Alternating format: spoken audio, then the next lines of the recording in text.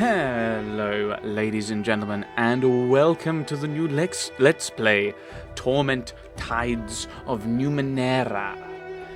This was voted by Patreon backers. There seemed to be a bit of oddness because I thought when I first was looking, Escape from Monkey Island was winning, so I put that, installed that ready, and then now's the time that I need to be recording it, and Escape from Monkey Island wasn't winning.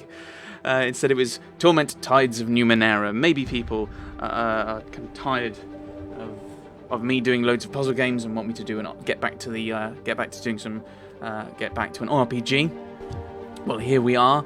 This is Torment. This is apparently like the spiritual successor to Planescape Torment, a game that I thoroughly enjoyed. So hopefully, this is going to be as fun and as kind of philosophical. I've not opened the game before. So let's see what happens as we begin our journey through Numenera.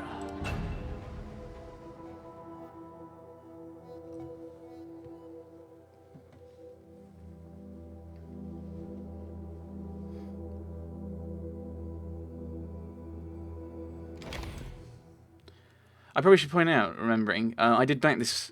I eventually backed this, so I did pre-order this.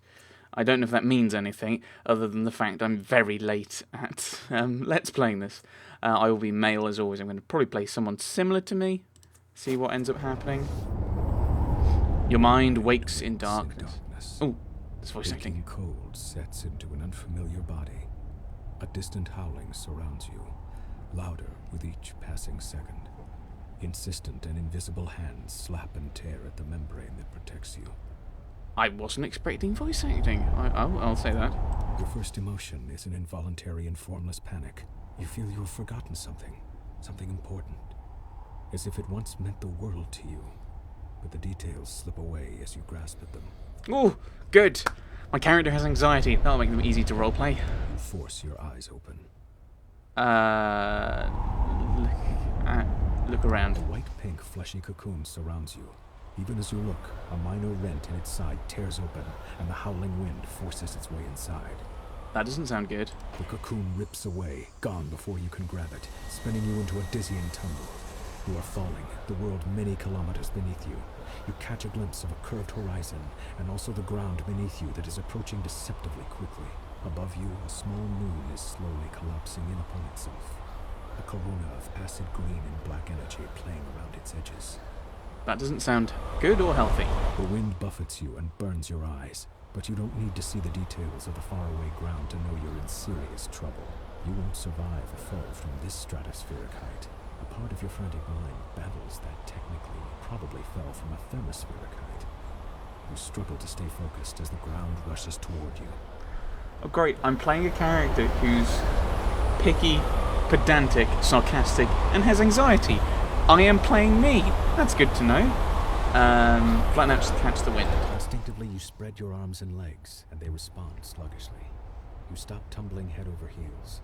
Though you are still spinning laterally, that motion has calmed as well, and you have space to assess your situation, and perhaps to understand the predicament and the body in which you find yourself. Exactly. Below you, you see a large landmass. A massive ocean dominates the rest of the visible globe, dotted here and there with island chains.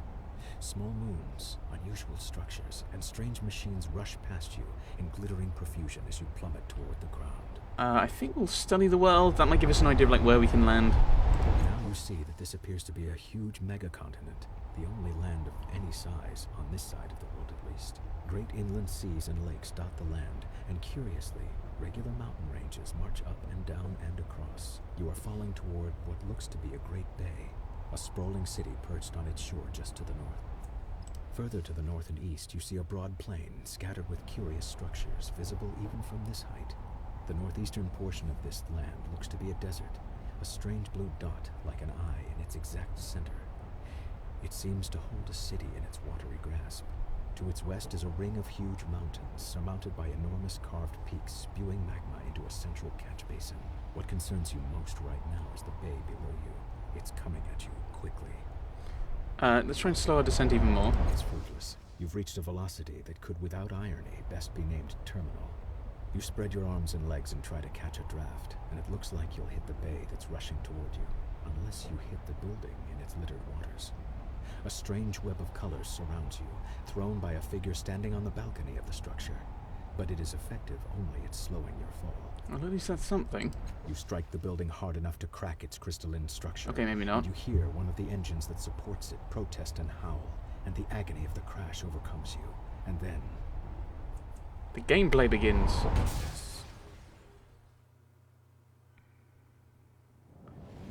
So, we don't know where we are, we don't know who we are, we don't know why we are.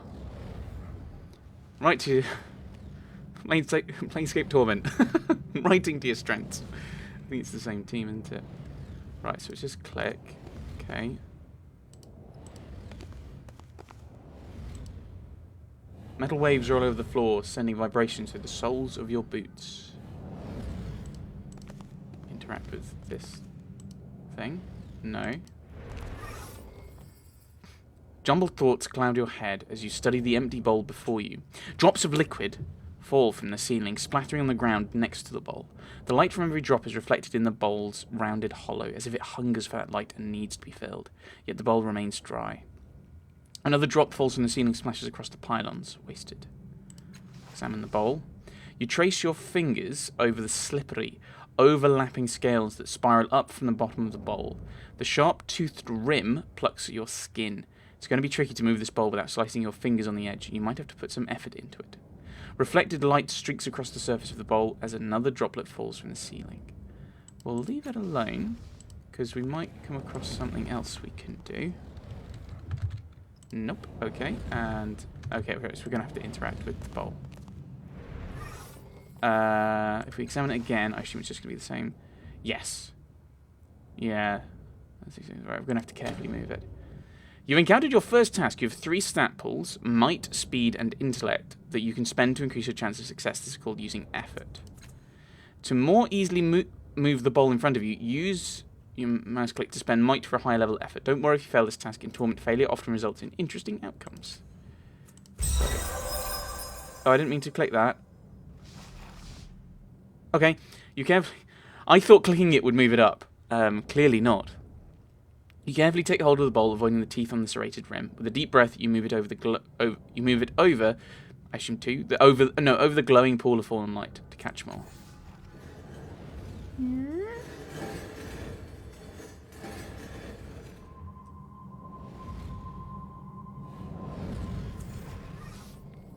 Drop by drop, the bowl fills, ripples spreading over the blurred outline of your reflection. A pale blue luminescence stretches into the corners of the room. A clear radiance spills across the segmented floor, washing away the nearest shadows and pouring into your mind, melting the ragged edges of your fragmented thoughts. You are not whole. Not yet, but you have begun to heal from the damage done in your long fall. A voice calls out from somewhere high above, beyond the reaches of the spreading light. Hello? Are you still alive down there? We're up here. Build a path. Something, but be careful. Something. I didn't get all of that because I didn't realize how long they'd take. So we can zoom. We can zoom in. Okay. Abilities. Never mind. Oh, that's just graphics. So we can't do anything that way. Door. Can we examine the door? No sign or symbol tells you what might be behind this enormous door. A dull chill radiates from its bronze segmented surface, and the thick metal wheel seems frozen into place. The mirror looks strange, as though what you see in it is real and you're the reflection. Can I interact with the bowl, actually, thinking about it? It shines with its own light. I don't really want to interact with that. I don't want to overturn it, that just seems rather pointless. Last cast off. That's not a name. I assume it's like Nameless One. It's not actually our name, thinking about it. As soon as you touch the orb, a memory floods your mind. You stand in front of a rusted door. The air is humid and dank. You've had a moment's respite from this waterlogged hell. A bubble of stale air, your resting point. You've breathed water before, and you've lived decades beneath the waves, but this body's an air breather. What? and the constant pressure has been crushing you ever so subtly. Worse, your companion's mind seems to be wandering from the task at hand. He's a genius with machines, as you well know, but now he seems distracted. So, in Planescape, we were the same body, basically, living time and time again. Are we now, basically, instead of that, we're a soul jumping from body to body? The device in your hands is covered in knobs, wires, and antennas. He believes it can get the two of you through the corroded door, but he's merely staring at it. Perhaps he's lost faith in his invention, but it's hardly your concern. This mission cannot be delayed, it must proceed. I don't want to do... Okay, so we're going to cast a spell, an esotery, to fix the device. You mumble a few words, drawing power from the air around you, until a solution appears in your mind. You snatch the device from his hands, rewire it, and shove it back at him. Oh, he says, examining your work. Sorry, I was trying to improve the thing. He waves the device at the door, and the stale air of your bubble freshens as the door swings open. A dark hallway lies beyond, a passage that links the water-bordered cells and the aquatic viewing areas. What you seek lies there. Moments later, you're underwater again, your hand closing around a strange yet familiar artifact. You need it to complete something. It hovers above a pedestal, rotating in the dark water. An electric current runs through your fingers as your hand crosses the vertical plane of the pedestal, and an iridescent field coalesces so fast that the wave of pressure dazes you for a moment. The rising pulse of a sonar alarm ripples through the water. The guards won't be far behind. Run, you can come back for it. Disable. Now use a device to stop them. One of the ciphers in our belt. You run urgent fingers over the devices fastened to your waist, a fog rising in your mind. A few can be used against the guards, but will also turn your skin to synth steel, or the surrounding water to boiling wax. Hardly ideal. Finally, you find a small silver sphere. Setting the sphere in place, you kick desperately for the safety of a nearby alcove. The sphere whirls and unfolds into a spiraling vortex. The sphere at its centre speaks a few polite words in an ancient language, then begins draining the surrounding water into itself with alarming speed. The approaching guards shout, then scream as they too are sucked into the whirlpool and are ripped to pieces. You allow yourself a fleeting smile, but are all too aware that more alarms are going off in the distance. The memory begins to fade, as if you were being drawn backward through a tunnel, and you hear more pylons rising from the pit. Something is wrong. The events within the orb have settled into that gap in your mind, but the edges of it are rough, as though the memory itself is not truly yours. There's something else. A gasp of sour air pulling at you, like a predator inhaling the scent of its prey at the far end of a dark, whispering field. That feels ominous.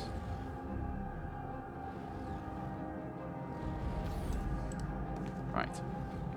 So that's the mirror, so we can't go through there, and there's the next orb by the looks of things.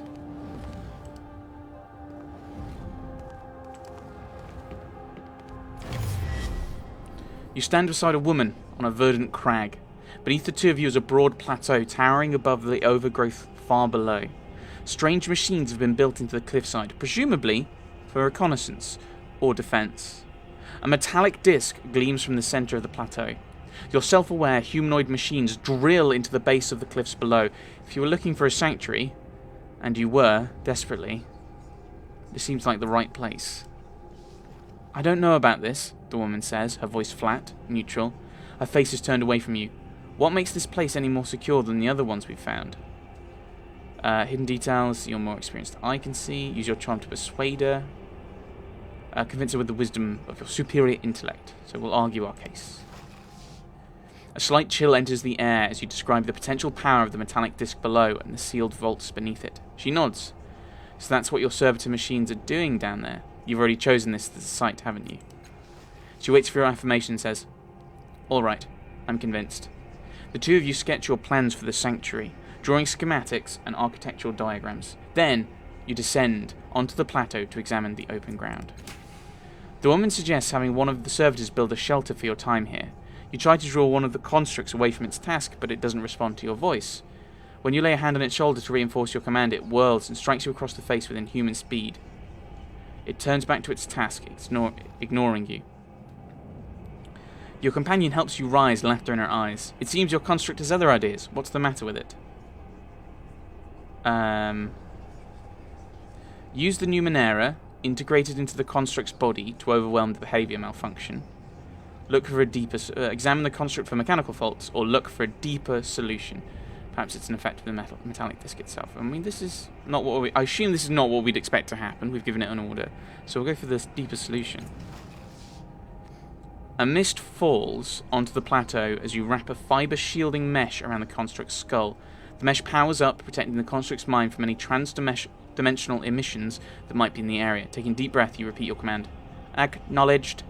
It obediently trundles to the site of your new shelter. The image freezes, then fades, and you feel the memory filling the gap in your mind, block by jagged block.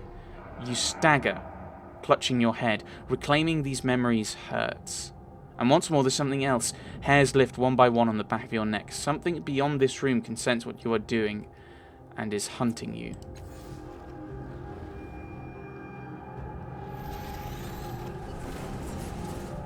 Okay. We can't go through this door. We've checked. So it looks like we're following this. I wonder if this is going to build up, if this is deciding what our kind of this is the way it generates your character, like your class. Oh, I'll have a look at the character sheet in a moment. A vision of a city springs up around you. Your city, in flames and under attack. Our defenders have fought and died all day, and still the attackers keep coming. They fight as if your destruction were demanded of them. They care nothing for mercy, surrender, or plunder. What they want is blood.